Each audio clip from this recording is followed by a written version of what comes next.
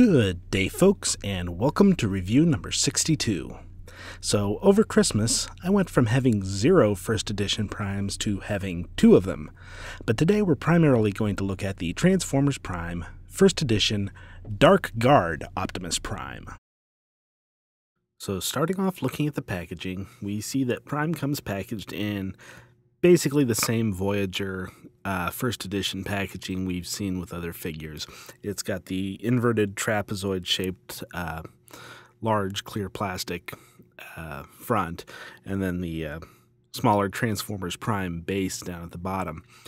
The Guard convoy basically has the same packaging, with the exception that the colors on the packaging are inverted. Well, aside from the fact that you also have the Japanese characters, since this is a Takara release.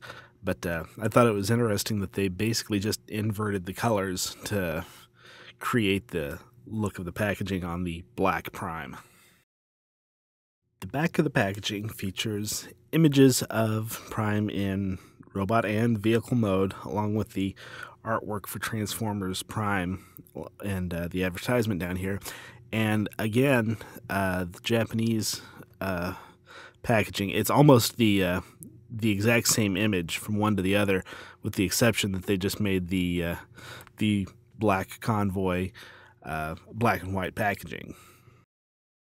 So here we have the 2 primes in robot mode. Now, they're really just the exact same figure, with difference being just color variation. So we'll start off, I'll show you the articulation here, and then we'll get into some of the special paint job on the Dark Guard Prime. But first off, you've got a ball-jointed head, which I will note both of these figures had the issue with the head. There's a production issue where they don't get the head on the actual the socket on the head onto the actual ball joint. So what ends up happening then is the articulation ends up getting limited. Fix this, all you have to do is, there's a little screw on the back of Prime's head here. You unscrew that, take it apart, pop the socket onto the ball joint, and it's fixed. But he does have a ball-jointed head. He's got a swivel and hinge shoulder there, bicep swivel, elbow, rotating wrists. It's part of the transformation here. Not really what I'd call a waist joint, but you can get a little bit of play out of his waist there. Swivel and hinged hip there, knee joint, and the multi-jointed feet there. So he's very, very articulated. And I will add, too, that I forgot to bring my RID Voyager Prime with me just to compare. But just the feel of these toys. The toys are much more substantial than the RID version. Joints are all much tighter. It's just a better produced figure all around, and with both paint schemes, definitely better painted and more accurate in colors than the RID Prime. Now, of course, I was very excited to get this figure, the Dark Guard Optimus Prime. He's been sitting in my pile of loot at Big Bad for a little while, and shipped him with my Christmas haul. But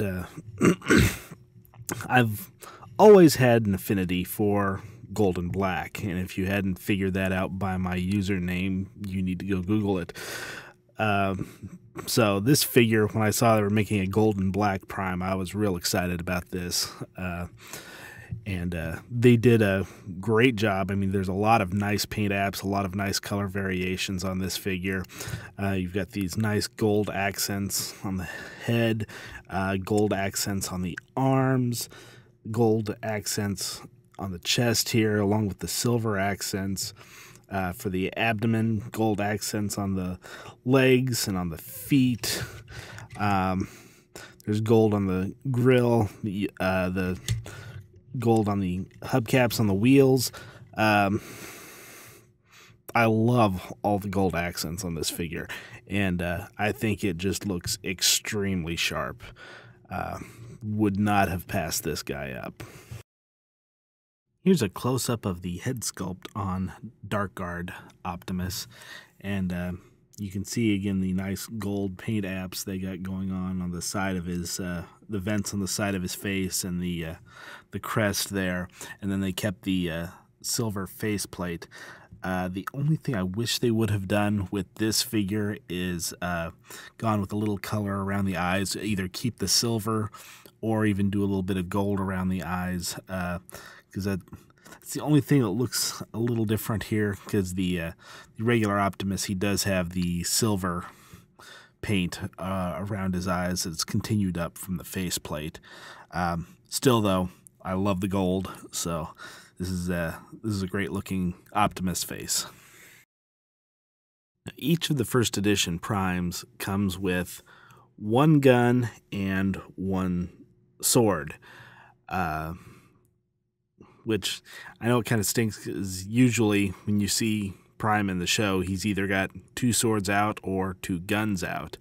But since I've always had a liking of swords with the black Optimus Primes, so I'll probably take his gun and give it to the other first edition Prime. So I have a Prime with two guns anyway.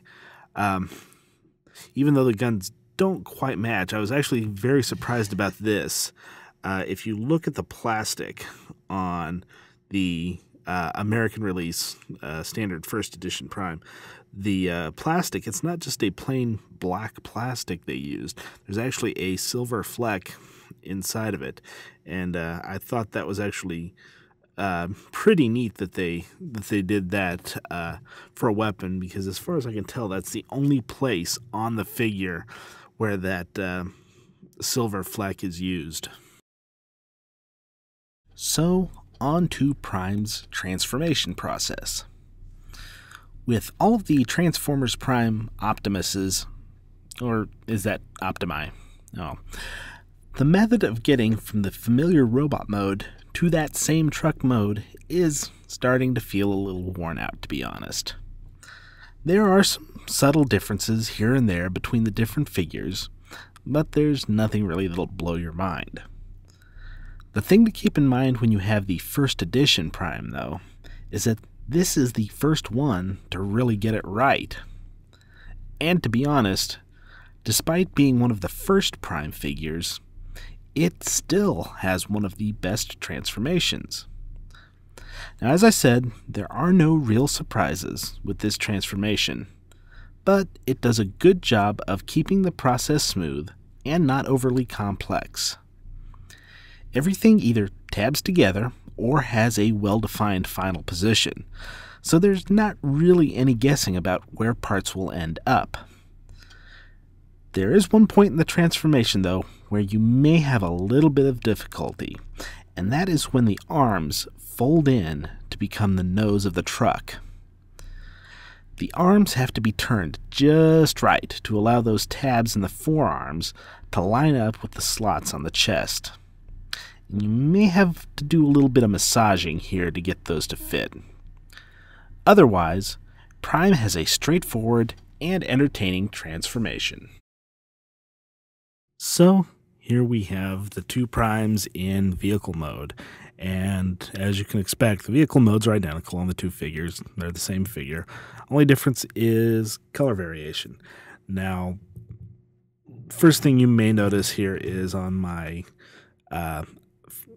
standard first edition Prime is this color around the windows, and that's because on the second run of first edition Primes that they made specifically for the US market, for whatever reason, whether it was a factory mistake, whether it was a choice made for cost savings, I don't know, but whatever the reason was, they ended up not painting this area, this entire piece here. And as a result, you get this big block of bronze brown plastic, and it looks pretty bad.